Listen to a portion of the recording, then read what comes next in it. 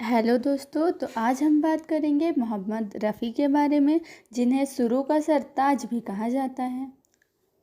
आज हम आपको मोहम्मद रफ़ी की जीवनी बताएंगे, उनका जन्म, उनका करियर, उनका स्वर्णिम युग और उनके व्यक्तित्व और उन्हें किन किन पुरस्कारों से सम्मानित किया गया है और उनका निधन कब हुआ। इन सब की जानकारी आज हम आपको इस वीडियो पर देने वाले हैं। मोहम्मद रफ़ी भारतीय सिनेमा के सबसे महान और प्रभावशाली पार्श्व गायकों में से एक थे। उनकी आवाज़ में भक्ति, दर्द, रोमांस और उत्साह हर भावना का जादू था। उनका जन्म 24 दिसंबर सन 1924 को हुआ। उनका जन्म कोटला सुल्तान सिंह, अमृतसर, पंजाब में हुआ था। उनके पिता का नाम हाजी अली मोहम्मद था। उनकी माता का नाम अल्लाह रखी था। अब हम बात करेंगे उनके शुरुआती जीवन और संगीत में उनकी रुचि के बारे में। रफ़ी साहब अपने 6 भाइयों में से सबसे बड़े थे। बचपन में वे अपने गांव की गलियों से गुजरने वाले एक फ़कीर का पीछा किया करते थे, जो गाते हुए जाता था। रफ़ी उस फ़कीर के गीतों को सुनकर और उनकी नकल करके अपने सुर लगाते थे। इसी फ़कीर की मधुर आवाज़ ने उन्हें गाने के लिए प्रेरित किया। उनके बड़े भाई मोहम्मद हाजिम ने उनकी संगीत में गहरी रुचि को पहचाना और उन्हें संगीत की शिक्षा लेने के लिए प्रोत्साहित किया। उन्होंने उस्ताद मोहम्मद वाहिद खान, पंडित जीवनलाल मट्टू और फिरोज निजामी जैसे उस्तादों से शास्त्रीय संगीत की तालीम ली और शास्त्रीय संगीत की शिक्षा ली। अब हम बात करेंगे उनके करियर की शुरुआत के बारे में। 13 साल की उम्र में उन्होंने पहली बार लाहौर में एक सार्वजनिक प्रदर्शन में गाया, जहां महान गायक के एल सहगल भी उपस्थित थे। उन्होंने all India radio Lahore station के लिए भी गाना गाया। पहला पार्श्व गायक पंजाबी फिल्म गुल बलोच सन 1944 में जीनत बेगम के साथ जुगल गीत गोरियो नी हीरियोनी, इसका संगीत श्याम सुंदर ने किया था।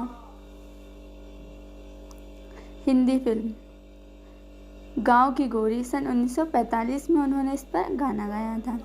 अब हम बात करेंगे मोहम्मद रफ़ी का मुंबई पर आना, कि वे कब मुंबई आए और उन्होंने मुंबई से अपने संगीत की शुरुआत कैसे की। सन 1944 में वे अपने बड़े भाई के साथ मुंबई आ गए और शुरुआती दिनों में काफ़ी संघर्ष किया।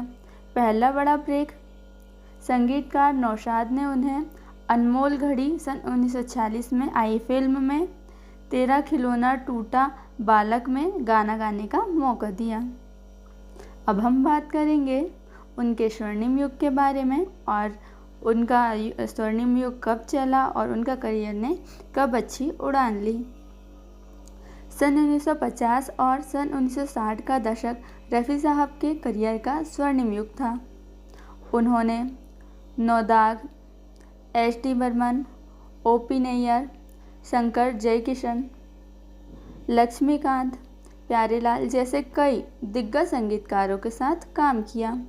उन्होंने शम्मी कपूर, देव आनंद, दिलीप कुमार, गुरुदत्त जैसे कई अभिनेताओं के लिए अपनी आवाज़ दी और पर्दे पर उनके किरदारों को अमर कर दिया। रफ़ी साहब की बहुमुखी प्रतिभा का अंदाज़ा इस बात से लगाया जा सकता है कि उन्होंने हिंदी के अलावा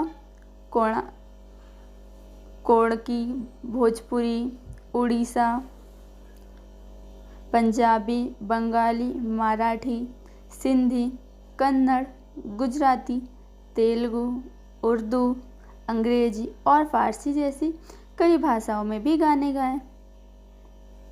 उन्होंने देशभक्ति गीत, गज़ल, कव्वाली, भजन, शास्त्रीय संगीत और रोमांटिक गाने सहित हर तरह के गीतों को अपनी आवाज़ से सजाया।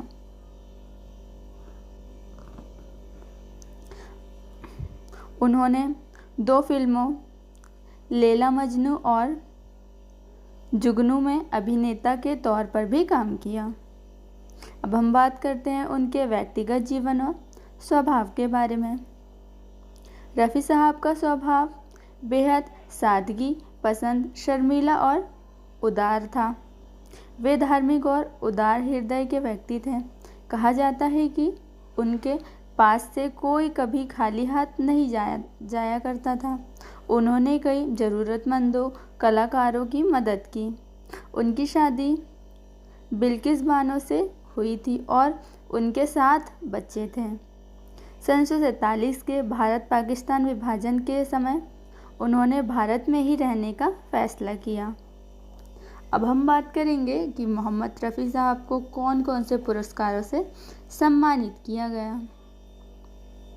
जी हाँ, उन्हें अपने करियर में कई प्रतिष्ठित पुरस्कारों से सम्मानित किया गया, जिनमें 6 फिल्म फेयर पुरस्कार और 1 राष्ट्रीय फिल्म पुरस्कार शामिल है। अब हम बात करते हैं रफ़ी साहब के अंतिम समय के बारे में, या फिर हम कहें तो रफ़ी साहब की मृत्यु कब हुई। मोहम्मद रफ़ी साहब ने अपने जीवन के आखिरी दिनों में भी रिकॉर्डिंग करते हुए बिताया। 31 जुलाई सन 1980 को संगीतकार कमल घोष के लिए एक बंगाली गाने की तैयारी के दौरान दिल का दौरा पड़ने से उनकी मृत्यु हो गई। उनकी अंतिम यात्रा में लगभग 10,000 लोग शामिल हुए थे, जो उनकी लोकप्रियता को दर्शाता है। मोहम्मद रफ़ी साहब आज भी अपनी मधुर और भावपूर्ण आवाज़ के कारण सुरों के सम्राट और करोड़ों दिलों की आवाज़ के रूप में जाने जाते हैं। तो आज के लिए बस इतना ही। मिलते हैं आपको नेक्स्ट वीडियो पर।